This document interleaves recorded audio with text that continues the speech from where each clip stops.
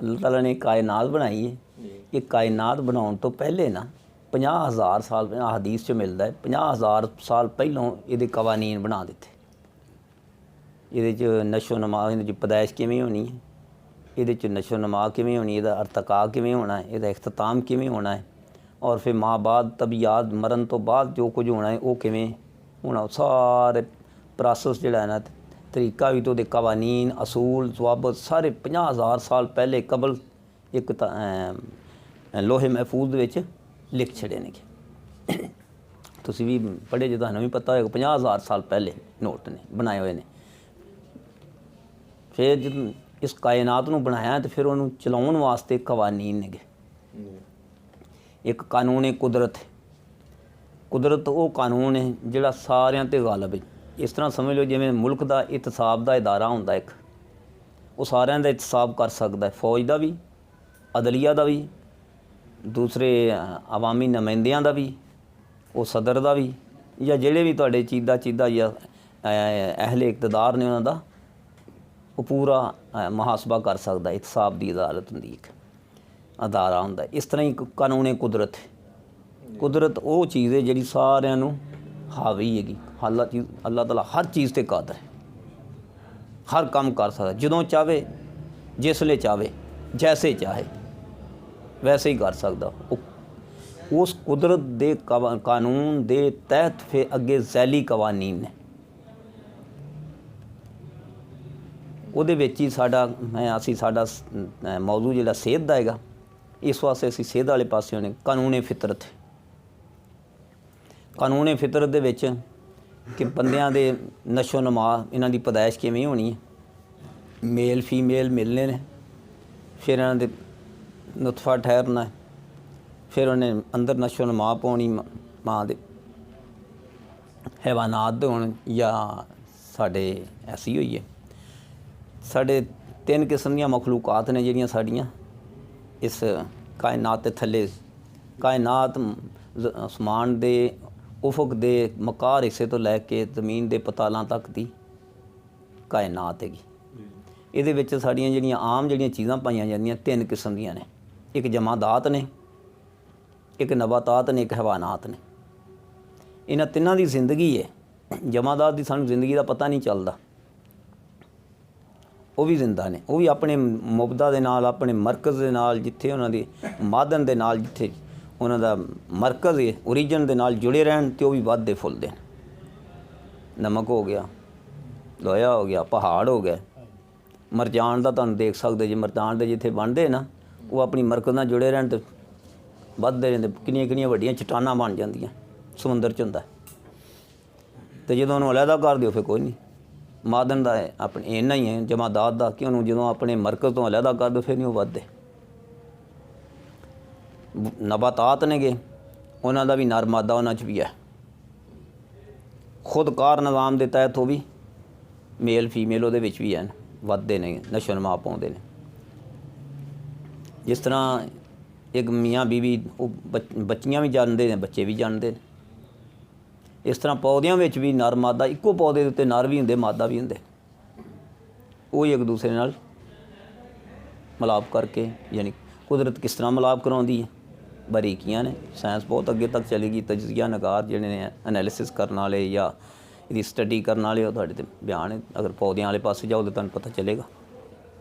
हैवानात असी हैवानात दे विच असी इंसान भी असी आला हैवान हाँ, आला दर्जे का। फिर सानूं अशरफुल मखलूकात का दर्जा दिता है। साढ़े चों जिहड़ा नशो नमा का तरीका है, अफजाइश का तरीका है, वो मेल फीमेल मिलते हैं और वह भी हदबंदियां ने। हर मिलत में जिन्ने भी अंबिया अलैहिस्सलाम आए ने, उम्मतां आईयां ने, उन्हां दे निकाह का मियाँ बीवी यानी जोड़ा बनाउण दा एक मखसूस तरीका है। उस तरीके दे नाल जिहड़ा उस हदूद च रहिंदा है वो फितरत ते चलदा है। जिहड़ी फितरत है वो अंबिया अलैहिस्सलाम के जरिए सानूं फितरी कवानीन का पता चलता है। जानवर जिहड़े बजाते खुद फितरत ते चलते हैं। कई उन्हां च भी जोड़े मखसूस बन जाते हैं। फिर दूसरे बंदे नूं दूसरे जानवर नूं मेल नूं करीब नहीं आउण दिंदे। ते कई ओपन ही हुंदे ने, आवारा ही हुंदे ने, जिहड़ा मर्जी जिथे मर्जी। इंसानां विच जिहड़ियां आवारा हो जांदे ने लोग, चकले खुले ने या दूसरे ने, उत्थे भी ਜਿਹੜਾ ਮਰਜ਼ੀ ਜਿੱਥੇ ਮਰਜ਼ੀ ਟੋਭਾ ਲਾ ਜਾਏ। ਵਰਨਾ ਫਿਤਰਤ ਇਹ ਹੈਗੀ ਕਿ ਇੱਕ ਹਦੂਦ ਨੇ, ਜਾਨਵਰ ਨਹੀਂ ਗੇ, ਜੰਗਲ ਦਾ ਕਾਨੂੰਨ ਨਹੀਂ, ਹਦੂਦ ਦੇ ਵਿੱਚ ਰਹਿਣਾ। ਇਹ ਫਿਤਰ ਜਦੋਂ ਅਸੀਂ ਆਪਣੀ ਹੱਦ ਤੋਂ ਵੱਧਨੇ ਆ ਫਿਤਰਤ ਕਵਾਨੀਨ ਤੋਂ, ਸਾਡੀ ਇਹ ਵੀ ਫਿਤਰਤ, ਅਸੀਂ ਇਹ ਇੱਕ ਪਹਿਲੂ ਦੱਸਿਆ ਮੈਂ। ਹੋਰ ਫਿਤਰੀ ਕਵਾਨੀਨ ਨੇ, ਸਾਡੇ ਬੱਚੇ ਜਿਹੜੇ ਸਾਡੇ ਬਿਸਤਰ 'ਤੇ ਜੰਮਣਗੇ ਉਹ ਸਾਡੇ ਬੱਚੇ, ਅਸੀਂ ਉਹਦੀ ਜ਼ਿੰਮੇਦਾਰੀ ਹੈ, ਕਫਾਲਤ ਦੇ ਵੀ ਜ਼ਿੰਮੇਦਾਰ ਹੈ, ਵਿਰਾਸਤ ਵੀ ਉਹਨਾਂ ਦੀ ਵੰਡੀ ਜਾਣੀ ਹੈਗੀ। ਫਿਰ ਉਹਨਾਂ ਦੀ ਜਿਹੜੀ ਪਰਵਰਿਸ਼ ਜਾਂ ਉਹਦੀ ਦੂਸਰੀ ਤਰਬੀਅਤ ਸਾਰੀ ਜ਼ਿੰਮੇਦਾਰੀ ਸਾਡੇ 'ਤੇ ਆਉਂਦੀ ਹੈਗੀ। ਜਦੋਂ ਬਾਹਰ ਕੋਈ ਹੋਰ ਗੈਰ ਦਾ ਹੁੰਦਾ ਤਾਂ ਅਸੀਂ ਨਫ਼ਰਤ ਕਰਨੇ, ਮਾਸ਼ਰਾ ਵੀ ਗੰਦਾ ਹੁੰਦਾ। ਇਹ ਕਾਨੂੰਨੀ ਫਿਤਰਤ ਤੋਂ ਅਸੀਂ ਬਗਾਵਤ ਕਰਨ। ਜਦੋਂ ਇਸ ਤਰ੍ਹਾਂ ਬੇਟੇ ਹੱਦ ਟੱਪ ਜਾਂਦਾ ਹੈ ਕੋਈ, ਕਾਨੂੰਨੀ ਫਿਤਰਤ ਦੇ ਤੋਂ ਬਾਹਰ ਨਿਕਲ ਜਾਂਦਾ ਹੈ, ਹਦੂਦ ਜਿਹੜੀਆਂ ਮੁਤੱਯਨ ਕੀਤੀਆਂ ਉਹਨਾਂ ਤੋਂ ਬਾਹਰ ਨਿਕਲ ਜਾਂਦਾ ਹੈ, ਫਿਰ ਉੱਥੇ ਕਾਨੂੰਨੀ ਕੁਦਰਤ ਜਿਹੜਾ ਹੈ ਨਾ, ਕਾਨੂੰਨੀ ਫਿਤਰਤ ਵੀ ਕੰਮ ਕਰਦਾ, ਫਿਰ ਕਾਨੂੰਨੀ ਕੁਦਰਤ ਵੀ ਆਉਂਦਾ। ਫਿਰ ਉੱਥੇ ਬੇਟੇ ਜ਼ਵਾਲ ਆ ਪੈਂਦੇ ਨੇ, ਵਬਾਵਾਂ ਆ ਪੈਂਦੀਆਂ ਨੇ, ਜ਼ਲਜ਼ਲੇ ਆ ਪੈਂਦੇ ਨੇ, ਸੈਲਾਬ ਆ ਪੈਂਦੇ ਨੇਗੇ, ਜਾਂ ਹੋਰ ਕੋਈ ਤੂਫਾਨੀ ਤੁਹਾਡੇ 'ਤੇ ਆਫਤਾਂ ਆ ਪੈਂਦੀਆਂ ਨੇ। ਪਹਿਲੀਆਂ ਕੌਮਾਂ ਦੇ ਉੱਤੇ ਹਜ਼ਰਤ ਲੂਤ अलैहिस्सलाम ਦੀ ਕੌਮ ਦੇ ਉੱਤੇ ਬਸਤੀ ਨੂੰ ਉਲਟ ਦਿੱਤਾ, ਫਿਰ ਉੱਤੇ ਪੱਥਰਾਂ ਦੀ ਬਾਰਿਸ਼ ਬਰਸਾਈ ਗਈ। ਇਹ ਕਾਨੂੰਨ ਕੁਦਰਤ ਦੇ ਤਹਿਤ ਫਿਰ ਆ ਗਿਆ। ਫਿਰ ਇਸ ਤਰ੍ਹਾਂ ਹੀ ਹਜ਼ਰਤ ਨੂਹ अलैहिस्सलाम ਦੀ ਕੌਮ ਹੈ, ਉਹਨਾਂ ਨੂੰ ਪਾਣੀ 'ਚ ਡੁਬੋ ਛੱਡਿਆ ਸੀ। ਹਜ਼ਰਤ ਫਿਰੌਨੀ ਸਨ ਮੂਸਾ अलैहिस्सलाम ਦੇ, ਉਹਨਾਂ ਨੇ ਵੀ ਪਾਣੀ 'ਚ ਡੁਬੋ ਦਿੱਤਾ। ਕਿਵੇਂ ਡੁਬੋਇਆ? ਮਤਲਬ ਮੁਖਤਲਿਫ ਮੌਕੇ ਦੇ ਉੱਤੇ ਮੁਖਤਲਿਫ ਅੰਦਾਜ਼ ਨਾਲ ਆਉਂਦਾ ਰਿਹਾ। ਸਾਡੇ ਹੀ ਇੱਥੇ ਆ ਭੂਚਾਲ ਆਇਆ, ਕਿਵੇਂ ਆਇਆ ਸੀ ਜ਼ਲਜ਼ਲਾ ਕਸ਼ਮੀਰ ਦੇ ਵਿੱਚ, ਹੁਣ ਵੀ ਛੋਟੇ ਮੋਟੇ ਆਉਂਦੇ ਰਹਿੰਦੇ ਨੇਗੇ। ਸਾਡੇ ਇੱਕ ਵਾਰੀ ਨਾਰੰਗ ਮੰਡੀ 'ਤੇ ਆਇਆ ਸੀਗਾ, ਸਾਡੇ ਪਾਕਿਸਤਾਨ 'ਚ ਇੱਥੇ ਆਪਣੇ ਲਾਹੌਰ 'ਚ ਵੀ ਆਇਆ ਨਾਰੰਗ ਮੰਡੀ 'ਤੇ। ਕਾਫੀ ਦੇਰ ਹੋ ਗਈ, ਮੇਰਾ ਖਿਆਲ ਉਦੋਂ 81-82 ਦੀ ਗੱਲ ਹੈ ਗਲਬਨ। ਇੰਨਾ ਜ਼ਲਜ਼ਲਾ ਆਇਆ, ਮੈਂ ਉੱਥੇ ਨਾਰੰਗ ਮੰਡੀ ਗਿਆ ਜ਼ਲਜ਼ਲੇ ਤੋਂ ਬਾਅਦ। ਟਰੈਕਟਰ ਛੱਤ ਦੇ ਉੱਤੇ ਡਿੱਗਾ, ਇੱਕ ਮਕਾਨ ਦੀ ਛੱਤ ਹੀ ਉਲਟ ਗਈ, ਸਾਰੀ ਛੱਤ ਹੀ ਨਹੀਂ ਗਾਇਬ ਹੋ ਗਈ, ਪਤਾ ਨਹੀਂ ਕਿੱਥੇ ਜਾ ਪਈ। ਯਾਨੀ ਕਿ ਕਰੀਬ ਨਹੀਂ ਡਿੱਗੀ, ਕਿਤੇ ਉੱਡ ਗਈ, ਲੈਂਟਰ ਦਾ ਲੈਂਟਰ ਹੀ ਪੂਰਾ, ਟਰੈਕਟਰ ਛੱਤ ਦੇ ਉੱਤੇ ਪਿਆ। ਕਿੰਨਾ ਤੇਜ਼ੀ ਦਾ ਹੋਏਗਾ। ਇਹ 1981-82 ਜਾਂ 84 ਦੀ ਗੱਲ ਹੈ ਗਲਬਨ, ਇਸ ਤੌਰ ਦੀ ਮੈਨੂੰ ਯਾਦ ਇੰਨਾ। ਮਾਲਕ ਦਾ ਉਹ ਨਿਜ਼ਾਮੇ ਕੁਦਰਤ ਜਿਹੜਾ ਨਾ, ਫਿਰ ਉਹ ਇੰਤਕਾਮ ਲੈਂਦਾ ਜਦੋਂ ਬੰਦੇ ਕਾਬੂ ਨਹੀਂ ਆਉਂਦੇ। ਅਸੀਂ ਵੀ, ਮੈਂ ਬੋਲਣਾ ਪਿਆ, ਤੁਸੀਂ ਬੋਲਦੇ ਪਏ, ਜੇ ਅਗਰ ਸਹੀ ਬੋਲਨੇ ਆ ਪਏ ਤਾਂ ਇਸ ਫਿਜ਼ਾ 'ਚ ਅੱਛੇ ਅਸਰਾਤ ਮੁਰਤਬ ਹੁੰਦੇ ਨੇ। ਅਗਰ ਅਸੀਂ ਗਲਤ ਬੋਲਨੇ ਆ, ਗਾਲੀ ਬਕਨੇ ਆ, ਜਾਂ ਹੋਰ ਕੋਈ ਹੈ ਮਸ਼ਵਰਾ ਹੀ ਗਲਤ ਕਰਨੇ, ਉਹ ਫਿਜ਼ਾ ਗੰਦੀ ਹੋ ਰਹੀ ਹੈ। ਮੈਂ ਕਾਨੂੰਨ ਅਸਲ ਵਿੱਚ ਕੁਦਰਤ ਨੂੰ ਸਮਝਾਉਣ, ਫਿਤਰਤ ਨੂੰ ਲੱਗਾ ਸਾਂ। ਇਹ ਕੁਦਰਤ ਹੈ ਜਿਹੜੀ ਸਾਰੀਆਂ ਚੀਜ਼ਾਂ 'ਤੇ ਗਾਲਬ ਹੈ ਬੈਠੇ। ਜਦੋਂ ਫਿਤਰਤ ਦੀ ਖਿਲਾਫਵਰਜ਼ੀ ਕੀਤੀ, ਫਿਤਰਤ ਨੂੰ ਨਹੀਂ ਨਾ ਕਾਬੂ ਆਉਂਦੇ, ਫਿਰ ਮੁਹਾਸਬਾ ਹੁੰਦਾ ਉਹਦਾ। ਕੁਦਰਤ ਫਿਰ ਉਹਨੇ ਪਕੜ ਚ ਆ ਗਈ। ਇਸੇ ਮੌਜੂਜ਼ਾਤ ਵੀ ਇਸੇ ਦੇ ਤਹਿਤ, ਕੁਦਰਤ ਦੇ ਤਹਿਤ ਮੌਜੂਜ਼ਾਤ ਵੀ ਅੱਲਾ ਦੀ ਅਤਾ ਕਰਦਾ ਹੈ, ਯਾਨੀ ਕਿ ਅੱਲਾ ਵੱਲੋਂ ਨੇ। ਇਹ ਨਹੀਂ ਕੋਈ ਮਿਹਨਤ ਨਾ ਕਰ। ਕਰਾਮਾਤ ਵੀ ਇਸੇ ਦੇ ਤਹਿਤ ਨੇ ਕਿ ਅੱਲਾਹ ਤਾਲਾ ਫਿਰ ਜਦੋਂ ਕੁਛ ਚਾਹੁੰਦਾ ਹੈ ਉਹਨੂੰ ਆਪਣੀ ਉਸ ਕੁਦਰਤ ਦੇ ਨਾਲ ਉਹ ਕੂਵਤ ਦੇ ਦਿੰਦਾ।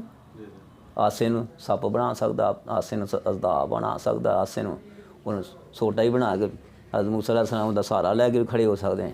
ਛਲਾਂਗ ਵੀ ਲਗਾ ਸਕਦੇ ਨੇ ਉਹਦੇ 'ਤੇ, ਜਾਂ ਦਰਖਤਾਂ ਦੇ ਪੱਤੇ ਵੀ ਝਾੜ ਸਕਦੇ ਨੇ। ਹਜ਼ਰਤ ਈਸਾ अलैहिस्सलाम ਜਨਾਬ ਮਿੱਟੀ ਦਾ ਪਰਿੰਦਾ ਬਣਾ ਕੇ ਉਹ ਜੇ ਫੂਕ ਮਾਰਨ ਜ਼ਿੰਦਾ ਵੀ ਕਰ ਸਕਦੇ ਨੇ। ਮਾਂ ਦਾ ਯਾਨੀ ਖਲਕੀ ਅੰਧਾ ਹੈਗਾ, ਉਹਨੂੰ ਸੁਜਾਖਾ ਵੀ ਕਰ ਸਕਦੇ। ਖਲਕੀ ਕੋੜ ਹੈਗਾ ਜਾਂ ਬਰਸੇ ਤੁਹਾਡੀ, ਉਹਨੂੰ ਵੀ ਠੀਕ ਕਰ ਸਕਦੇ ਨੇ। ਇਹ ਹੈ ਕੁਦਰਤ, ਮਾਲਕ ਜਿਸ ਤਰ੍ਹਾਂ ਚਾਹੇ। ਅਤੇ ਉਹਦੇ ਤਹਿਤ ਨੇ ਕਵਾਨੀਨ ਫਿਤਰਤ ਦੇ ਕਵਾਨੀਨ ਦੇ ਤਹਿਤ ਹੀ ਸਾਡੇ ਸਿਹਤ ਦੇ ਅਸੂਲ ਨੇ। ਉਹਦੇ ਤਹਿਤ ਹੀ ਸਾਡੀ ਫਿਤਰਤ ਦੇ ਤਹਿਤ ਹੀ ਸਾਡੀ ਕਵਾਨੀਨ ਹਯਾਤ ਜ਼ਿੰਦਗੀ ਦੇ। ਇਹਨਾਂ ਕਵਾਨੀਨ ਦੇ ਤਹਿਤ ਹੀ ਸਾਡੀ ਬਕਾਏ ਨਸਲ ਦੇ ਕਵਾਨੀਨ, ਕਿ ਸਾਡੀ ਨਸਲ ਕਿਵੇਂ ਬਕਾ ਰਹਿਣੀ। ਜ਼ਿੰਦਗੀ ਨੂੰ ਬਚਾਉਣ ਵਾਸਤੇ ਵੀ ਕਵਾਨੀਨ ਨੇ, ਜ਼ਿੰਦਗੀ ਦੀ ਹਿਫਾਜ਼ਤ ਕਿਵੇਂ, ਖਾਣ ਪੀਣ ਵਾਲਾ ਮਾਮਲਾ। ਫਿਰ ਨਸਲ ਕਿਵੇਂ ਬਕਾਏਗਾ, ਉਹਦਾ ਜੋ ਇੱਕ ਦੂਸਰੇ 'ਚ ਮੁਹੱਬਤ ਪੈਦਾ ਕਰਨੀ, ਮੇਲ ਫੀਮੇਲ 'ਚ ਮੁਹੱਬਤ ਪੈਦਾ ਕਰਤੀ, ਉਹਨਾਂ ਨੂੰ ਇੱਕ ਦੂਸਰੇ ਨਾਲ ਮਿਲ ਕੇ ਸਕੂਨ ਆਉਣਾ, ਉਹਦਾ ਸਕੂਨ ਨਹੀਂ ਆਉਂਦਾ। ਇਹ ਤਾਂ ਕਿ ਨਸਲ ਵੱਧਦੀ ਰਹੇ। ਸਮਝ ਗਏ ਜੀ। ਇਹ ਕਵਾਨੀਨ ਸਿਹਤ ਜਿਹੜਾ ਇਹਨਾਂ ਦੀ ਸਹੀ ਤਰ੍ਹਾਂ ਓਰੀਜਨਲ ਤਰੀਕੇ ਨਾਲ ਅਗਰ ਅਮਲ ਕਰਦਾ ਹੈ ਫਿਤਰ ਦੇ ਮੁਤਾਬਕ ਕੋਈ ਊਂਚ ਨੀਚ ਨਹੀਂ ਹੋਣੀ।